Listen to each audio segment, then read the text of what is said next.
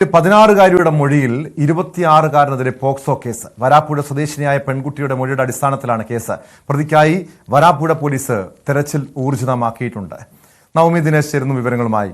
നവമി, ഒരു 16-കാരിയും 26-കാരനും തമ്മിലുള്ള സൗഹൃദം അത് പിന്നീട് മറ്റു രീതിയിലുള്ള വഴിവിട്ട ബന്ധങ്ങളിലേക്ക് പോയി എന്നും ഈ ഒരു വർഷം മുൻപ് നടന്ന ഈ പീഡനം, ഒരു വർഷം മുൻപ് ഈ പെൺകുട്ടിയെ പീഡിപ്പിച്ചെന്നുമാണല്ലോ പരാതിയിൽ പറയുന്നത്. ഈ പരാതിയുടെ അടിസ്ഥാനത്തിൽ പോലീസ് കേസെടുത്തിട്ടുണ്ടോ? ഈ സംഭവത്തെക്കുറിച്ച് എങ്ങനെയാണ്, കാരണം ഈ പീഡനം നടന്ന ഈ 16-കാരിയെ പീഡിപ്പിച്ച വിവരം എങ്ങനെയാണ് പുറത്തറിയുന്നത്?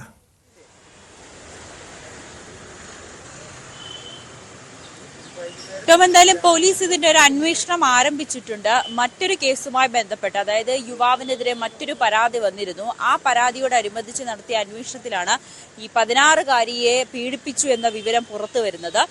ഇന്നലെ വൈകുന്നേരം ഈ പെൺകുട്ടിയുടെ വിശദമായ മൊഴി രേഖപ്പെടുത്തി. ആ മൊഴിയിൽ പെൺകുട്ടി പറയുന്നത് 26-കാരൻ അത് തന്റെ ബന്ധുവിന്റെ സുഹൃത്താണ്, അങ്ങനെയുള്ള പരിചയമാണ്, ഈ പരിസരവാസി തന്നെയാണ്, ഈ പെൺകുട്ടിയുടെ വീടിന് സമീപം തന്നെയാണ് ഈ യുവാവൻ താമസിക്കുന്നത്.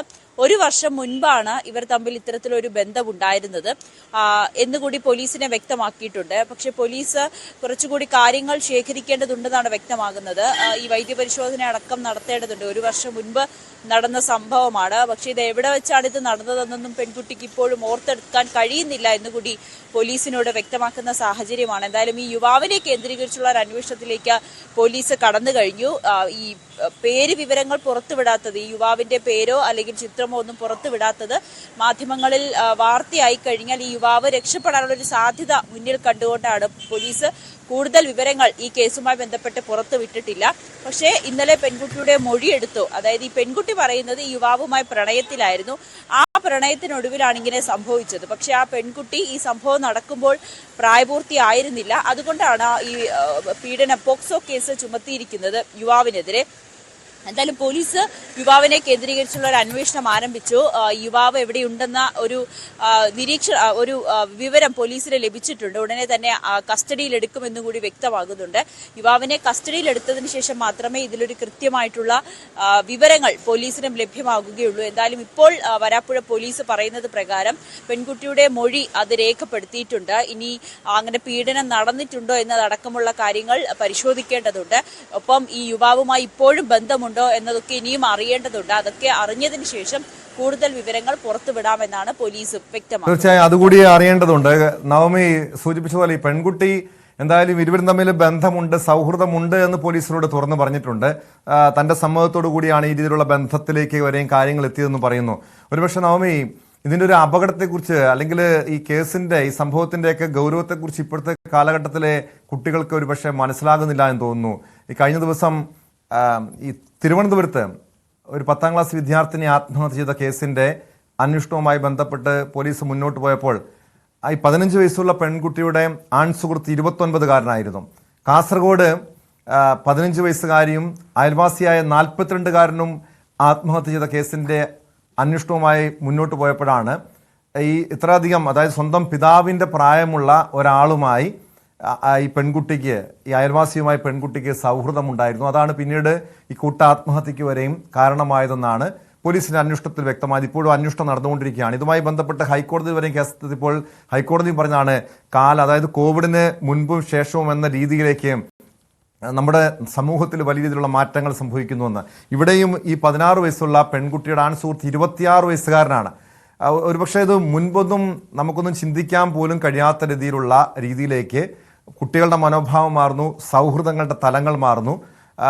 ഇത് എങ്ങനെയാണ് ഈ പെൺകുട്ടിയും ഈ 26-കാരനും തമ്മിൽ എങ്ങനെയാണ് സൗഹൃദത്തിലായത്? ഇവർ അയൽവാസികളാണോ, അതോ ഇപ്പോഴത്തെ കാലഘട്ടത്തിൽ സംഭവിക്കുന്നത് പോലെ സമൂഹ മാധ്യമങ്ങളുടെ കെണിയാണോ ഈ പെൺകുട്ടിയെ ഈ അപകടത്തിൽ കൊണ്ടെത്തിച്ചത്?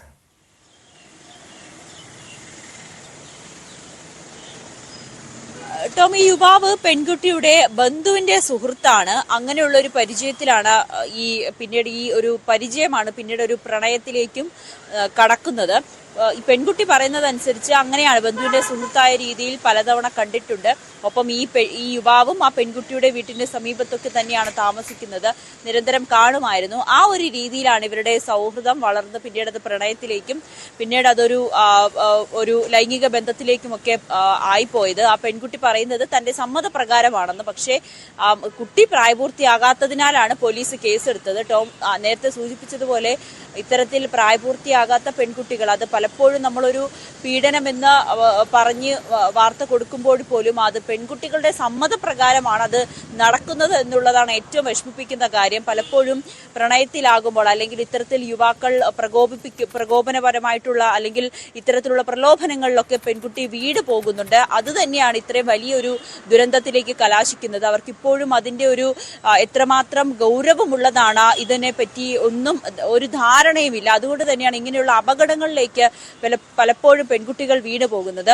അത് പരിചയമുള്ളതായിക്കോട്ടെ അല്ലെങ്കിൽ സോഷ്യൽ മീഡിയയിൽ കൂടി പരിചയപ്പെടുന്ന യുവാക്കൾ പോലും ഇത്തരത്തിൽ പെൺകുട്ടികൾ ഇത്തരത്തിലുള്ള കെണികളിൽ അകപ്പെട്ടു പോകുന്നത് പതിവ് കാഴ്ചയായി മാറുകയാണ്.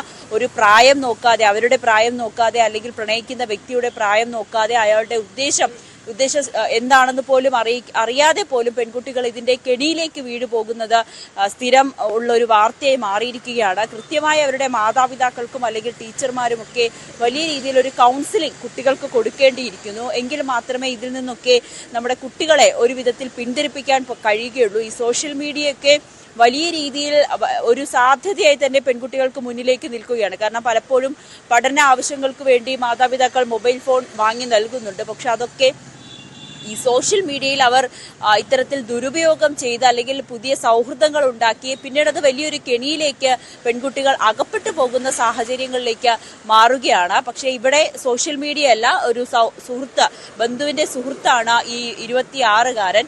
അയാളിൽ നിന്നുമാണ് ഇങ്ങനെ സംഭവം ഉണ്ടായത്. പക്ഷെ പെൺകുട്ടി പറയുന്നത് തന്റെ സമ്മതപ്രകാരം തന്നെയാണെന്ന്. പക്ഷെ അത് പ്രായപൂർത്തിയാകാത്തതിനാലാണ് പോലീസ് കേസെടുത്തിരിക്കുന്നത്. എന്തായാലും വിശദമായി പരിശോധിച്ചു വരികയാണ്.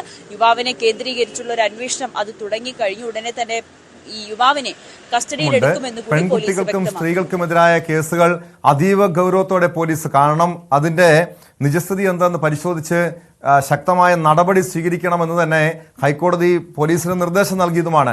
അങ്ങനെയെങ്കിൽ ഈ കേസിലേക്ക്, കൊച്ചിയിൽ ഈ 16-കാരിയെ പീഡിപ്പിച്ച കേസ്, ഈ പെൺകുട്ടിക്ക് ഒരുപക്ഷെ പരാതിയില്ലായിരിക്കാം, അല്ലെങ്കിൽ തൻ്റെ സമ്മതത്തോടു കൂടിയാണ് ഈ രീതിയിലുള്ളൊരു ലൈംഗിക ബന്ധം ഉണ്ടായെന്ന് പെൺകുട്ടി പറയുമ്പോഴും പോലീസ് ഇതിനെ പെൺകുട്ടിക്ക് പ്രായപൂർത്തിയായിട്ടില്ല, പോക്സോ വകുപ്പ് പ്രകാരം നടപടിയെടുക്കേണ്ടതാണ്.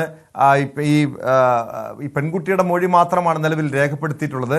മറ്റു നടപടികൾ ഉടൻ തന്നെ ഉണ്ടാകുമോ? ഈ പ്രതി എന്ന് പറയപ്പെടുന്ന അല്ലെങ്കിൽ ആരോപണ വിധേയനായിട്ടുള്ള ഈ യുവാവ് ഇപ്പോൾ എവിടെയാണുള്ളത്? ഇയാൾ ഒളിവിൽ പോകാനുള്ള സാധ്യതയുണ്ടോ?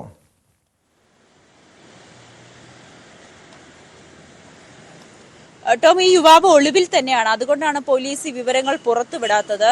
നമ്മൾ അന്വേഷിക്കുമ്പോൾ ഇതുമായി ബന്ധപ്പെട്ട് കൂടുതൽ വിശദാംശങ്ങൾ ചോദിച്ചറിയുമ്പോൾ പറയുന്നത് യുവാവ് ഒളിവിലാണ്. യുവാവിനെ കേന്ദ്രീകരിച്ചുള്ള ഒരു അന്വേഷണം ആരംഭിച്ചു കഴിഞ്ഞു. യുവാവിനെ കസ്റ്റഡിയിലെടുത്ത് കൂടുതൽ ചോദ്യം ചെയ്താൽ മാത്രമേ ഇതിലൊരു വ്യക്തത വരികയുള്ളൂ. ഇപ്പോൾ പെൺകുട്ടിയുടെ മൊഴി പ്രകാരമാണ് പോലീസിന്റെ ഒരു അന്വേഷണം ആരംഭിച്ചിരിക്കുന്നത്. ഈ പെൺകുട്ടി ഇത്തരത്തിൽ പറയുന്നത് പ്രകാരം പീഡനത്തിനിരയായിട്ടുണ്ടോ എന്നതും പോലീസിന് പരിശോധിക്കേണ്ടിയിരിക്കുന്നു.